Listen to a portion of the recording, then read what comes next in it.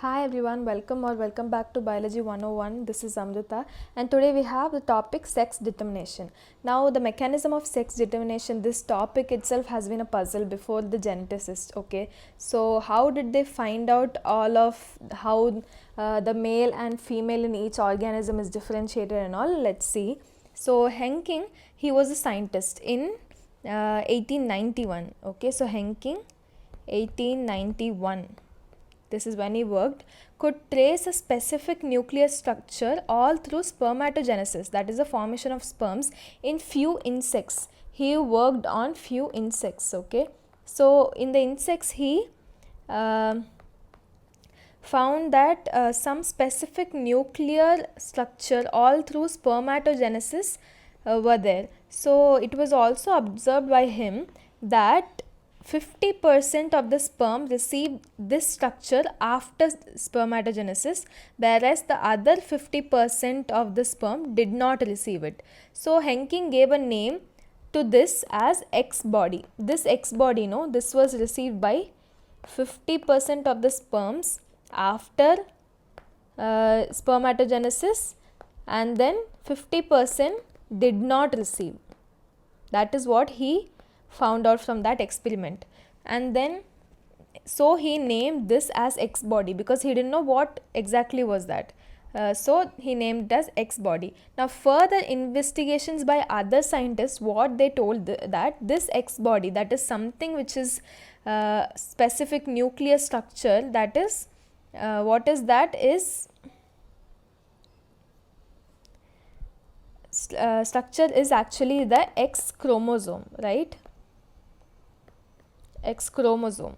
Not so they named the X body as X chromosome. It was also observed that in a large number of insects, the mechanism of sex determination is of the XO type. That is, all eggs will bear an additional X chromosome besides the other chromosomes, autosomes.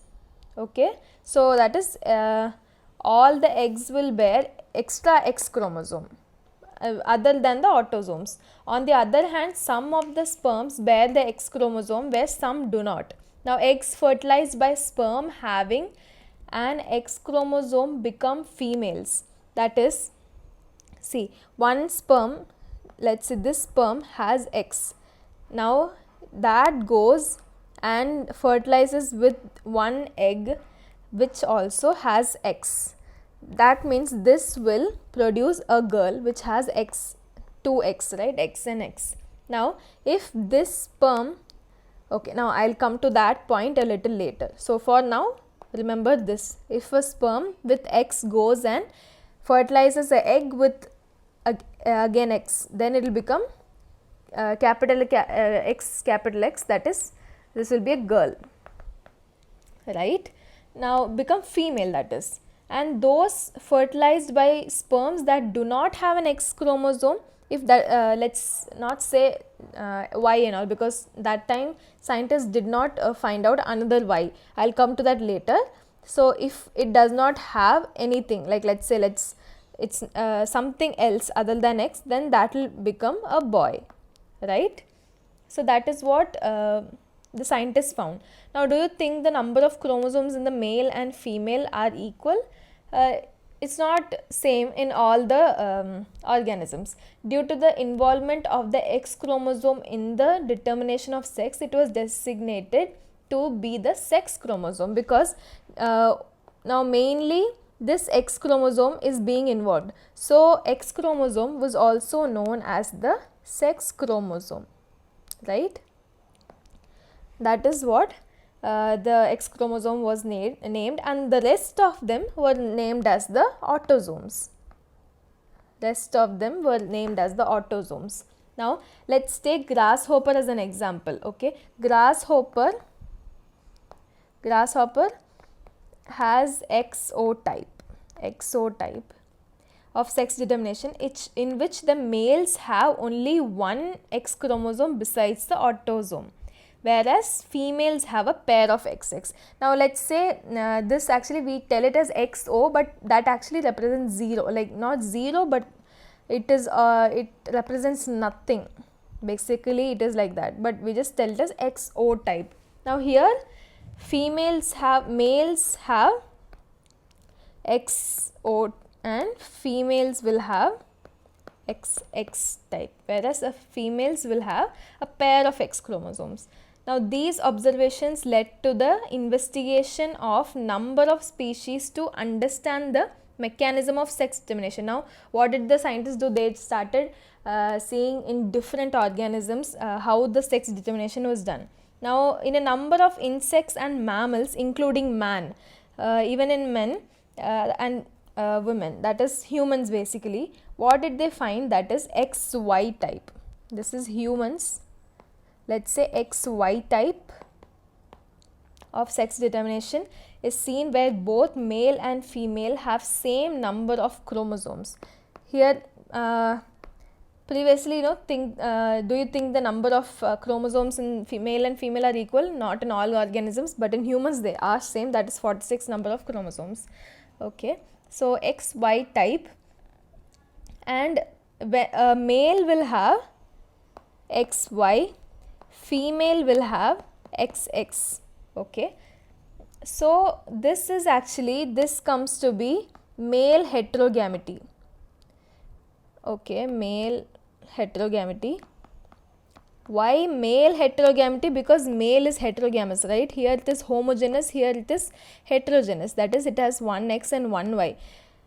Like basically we can tell it is due to the father that the gender of the baby is being male or female.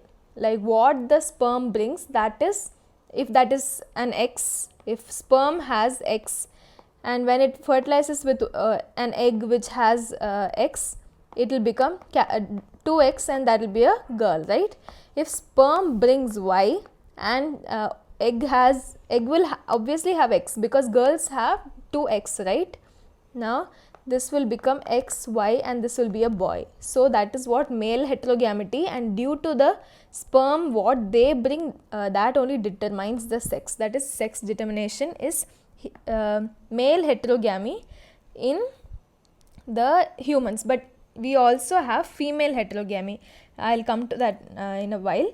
Now insects also and the human beings also, now they have studied. Now among the males an X chromosome is present, but its counterpart is distinctly smaller. So what they have found is X and Y is there. Okay, let's just represent as this is a big X and small Y. Okay, that is what they are meaning, like a small counterpart Y is there. So that is called Y chromosome, right? Now females however have a pair of X chromosomes. Both males and female bear same number of autosomes. Now this is sex chromosomes, and then the remaining 44 are autosomes. 44 autosomes, and these two are sex chromosomes. Now hence the male have autosomes plus XY, that is 44 plus XY, and then females have 44 plus XX. This is male and this is female, right? Okay, now in human beings and in Drosophila melanogaster, the males have one X and one Y chromosome, whereas female have pair of X. Even this will be humans plus Drosophila, that is fruit. Okay, so in Drosophila and the humans they have XX, XY. Now in above description we have studied about two types of sex determination mechanisms, that is XO type, that is in grasshopper, and XY type, that is in humans and Drosophilas. But in both cases male produce two different types of gamete, right? These are male, here also male, here also male. Two different types, here X and Y, here X and nothing. So but in both cases males produce two different types, either with or without X chromosome. Some gametes with X chromosome and some gametes with Y chromosome, that is here X or nothing and then X and Y. Then such type of sex determination mechanism is designated to be an example of male heterogamity. That's what I mentioned here, two different things, right? So male heterogamity. So in some cases such as birds, let's say for example there is a birds. Okay, so here different mechanism of sex determination is observed. In this case, the total number of chromosomes is same in both male and female as well, but two different types of gametes in terms of the sex chromosomes are produced by females. So here females produce two different types of the gametes, not the male. So in birds we can see female heterogamety, right? So here female heterogamety. In order to have a distinction with the mechanism of sex determination described earlier, the two different sex chromosomes of a female bird has been designated to be Z and W. Like here we have XY, XO, right? So here we just have Z and W. So in these organisms, the females will have Z and W, whereas the males will have a pair of Z, right?